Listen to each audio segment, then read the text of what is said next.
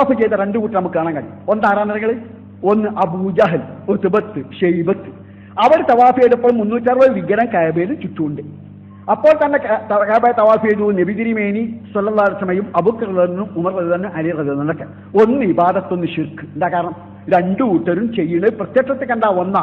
2 കൂട്ടരും ഹജറുൽ അസ്വദിൽ തുടങ്ങി 7 വട്ടം ചുറ്റി തവാഫ് ചെയ്തു.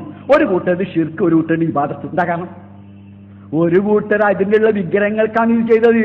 അഥവാ ഒരു കൂട്ടർ അനിസ്ലാമിക വ്യവസ്ഥ സ്ഥാപിക്കാൻ നിലനിർത്താൻ ഉദ്ദേശം വെച്ചാ വോട്ട് ചെയ്യുന്നത് ആ പാർട്ടി ചേർന്നിട്ട്. വേറെ കൂട്ടർ അള്ളാഹ്ക്കാണ്, അള്ളാഹുവിന്റെ പ്രീതി പ്രതീക്ഷിച്ച് അവനെ ലക്ഷ്യം വെച്ചാണ് തവാഫ് ചെയ്തത്. അവർ ഇസ്ലാമിന്റെ മുസ്ലിങ്ങളുടെ മുഖ്യ താല്പര്യങ്ങൾ സംരക്ഷിക്കാനാണ് അവർ വോട്ട് ചെയ്തത്. അത് തമ്മിലുള്ള വ്യത്യാസം തന്നെ.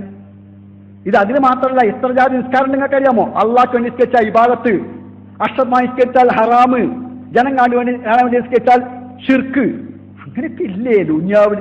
അതുപോലെ വോട്ടുമുണ്ട്, 2 ജാതി വോട്ട്. ഒന്ന് അനിസ്ലാമിക വ്യവസ്ഥ സ്ഥാപിക്കാനുള്ള വോട്ട്, നേരത്തെ ഉദ്ദേശിച്ച ലക്ഷ്യം വെച്ചുള്ള വോട്ട്.